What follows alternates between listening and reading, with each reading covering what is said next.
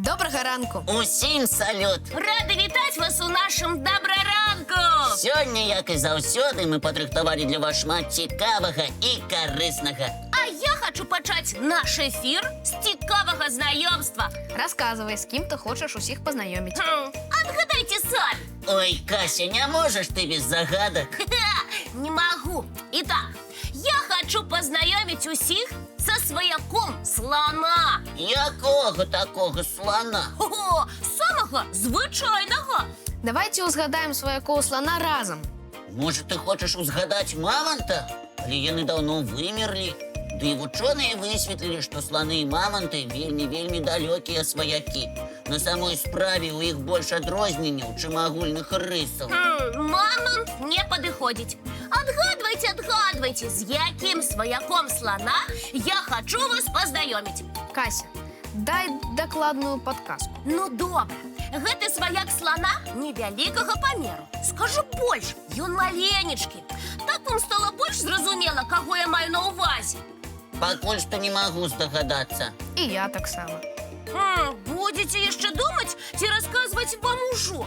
Вядома, рассказывай. Лесік, прабач, калі ласка, але пра сланоў я ведаю трошкі больш за цябе.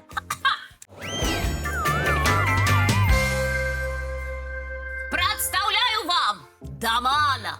Гэта хамякі ці суркі? Гэта самыя блізкія сваякі сланоў. Ух ты, мініяцюрныя слонікі і без хобату. Але на самой справе у іх ёсць зубы, якія вельмі нагадваюць біўні слана. І растуць яны ўсё жыццё Дамана. Значыць, ім ніколі не трэба наведаваць зубнога доктара. А жывуць гэтыя маленькія зубатыя слонікі дзе? Ім падабаецца горная мясцовасць. І пры гэтым даманы любяць цяпло. Выглядаюць яны вельмі дружалюбнымі. Ёсць гісторыя, што яшчэ ў далёкім мінулым людзі сустрэлі незнаёмага звера і доўга не маглі зразумець, хто гэта такі. І далі яму імя Шафан. Дайце узгадаю, што гэта значыць у перакладзе з якой-небудзь старажытнай мовы. Перакладай. О, узгадаў! Шафан у перакладзе з фінікійскай мовы значыць той, хто хаваецца. Значыць, гэта пухнаты звер увесь час спрабаваў схавацца ад людзей? Усё правільна. Яшчэ ў даманаў вельмі незвычайныя лапкі. Яны быццам сапраўдныя далонькі. Я такой ні ў аднаго звера не бачыў. Гэтыя далонькі маюць цікавую ўласцівасць – уменне прыклейвацца да каменных выступаў. І такім чынам можна вельмі хутка перасоўвацца нават па стромкіх скалах. А я заўважыў, што даманы любяць збірацца вялікімі кампаніямі. 20 ці 50 пухнатых даманаў могуць жыць у адным дамку. Дакладней, у нары, якую яны будуюць у гары. Яны нават могуць пасяліцца ў норах іншых жывёл. Яшчэ трэба адзначыць адну асаблівасць даманаў. Яны збіраюцца вялікай кампаніяй і садзяцца блізка-блізка адзін да аднаго. А ведаеце чаму? Таму што яны добрыя сябры. Даманы вельмі любяць цяпло. І калі яны сядзяць блізка адзін да аднаго, яны саграваюцца. А між тым могуць расказаць і сакрэты. Вядома, могуць. Толькі вось даманы не сакрэтнічаюць, а гучна гавораць. Значыць, у іх ёсць свая мова. Можна сказаць, што ёсць. І пры гэтым даволі прыгожая. Напрыклад, калі даманы чуюць набліжэнне леапарда ці пітона, яны выдаюць трэлі, падобныя на птушыныя. А яшчэ яны могуць і паплакаць быццам чалавек. І папішчаць, як мышь. Цікава, іх сваякі, вялікія сланы, разумеюць іх мову? Можа і так, але наўрад ці сустрэнеш вялізных сланоў, якія скачуць па высокіх гарах. Дзіўныя гэтыя пухнацікі даманы. Так і хочацца іх палашчыць. Лепш гэтага не рабіць, таму што даманы лёгка могуць цапнуць цябе за лапу ці за вуха. Тады я проста запрашу іх паглядзець з намі мультфільм. А вось гэта добрая ідэя. Дзяўчынкі і хлопчыкі, сядайце зручней. Мультфільм пачынаецца.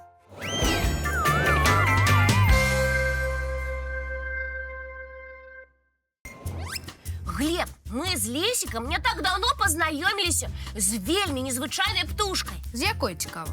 Паспрабуй адгадаць. Гэту птушку можна пазнаць па вельмі выразнай прычосцы. Скажыце яшчэ, што птушка наведвае цырульнік. Напэўна, так і ёсць. Яна рэгулярна ходзіць, а дакладней лятае да ляснога цырульніка. І што гэта за птушка з прычоскай? Імя птушкі пачынаецца на літару У. Здаецца, я ведаю, каго маюць на ўвазе Кася з Лесікам. Сябры, а вы здагадаліся? Калі ласка, нам вельмі прыемна прадставіць вам Удода.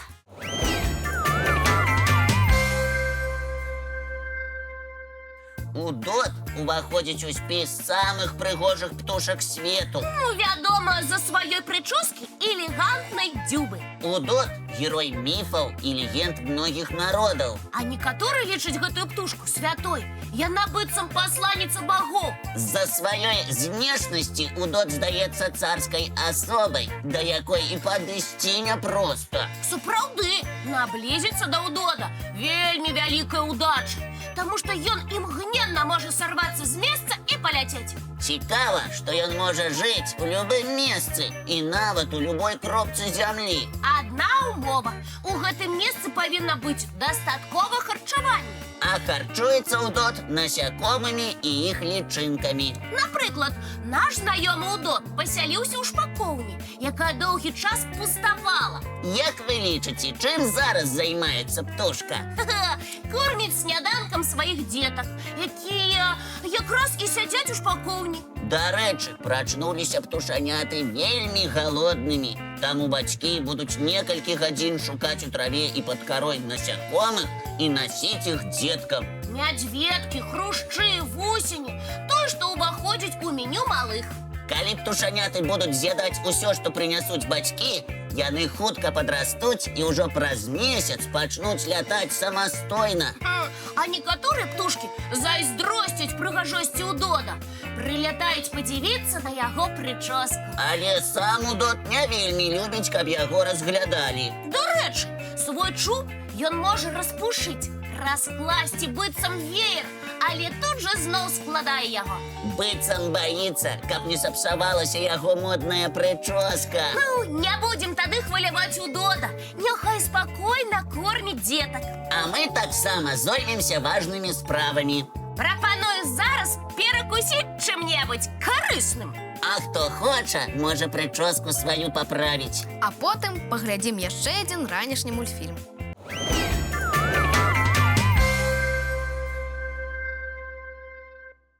Хутка пачнуцца самыя доўгія школьныя канікулы.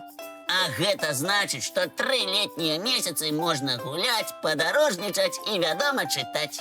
Калі хто яшчэ не запісаны ў бібліятэку, раім гэта зрабіць. Бібліятэкары падкажуць вам самыя цікавыя кніжкі. А ведаеце, што бібліятэкар адна з самых старажытных прафесій?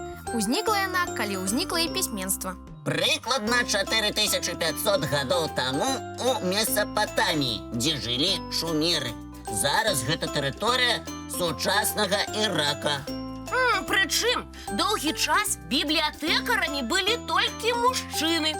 Шумеры рабілі з гліны круглыя ці квадратныя ляпёшкі і пісалі на ёй драўлянай ці трасняговай палачкай. Пры гэтым трымалі палачку пад вуглом. Рабілі гэта дзеля таго, каб пры націсканні атрымаўся клін.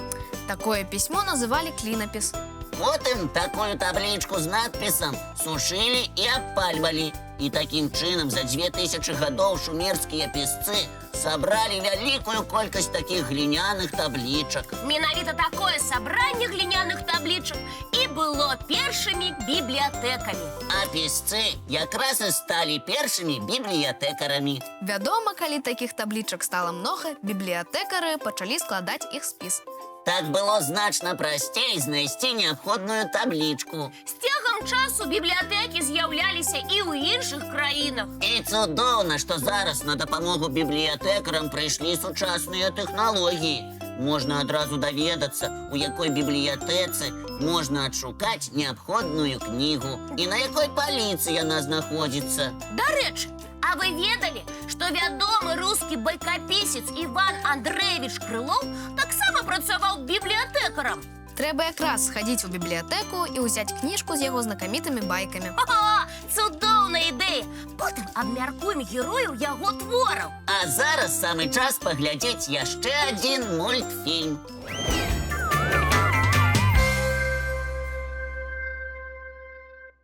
Надышоў час развітвацца. Цікавага ўсім дня. І новых адкрыццяў! І не забывайцеся, што хутка мы сустрэнемся зноў. Як заўсёды зранку У нашым добраранку! Ха-ха! Не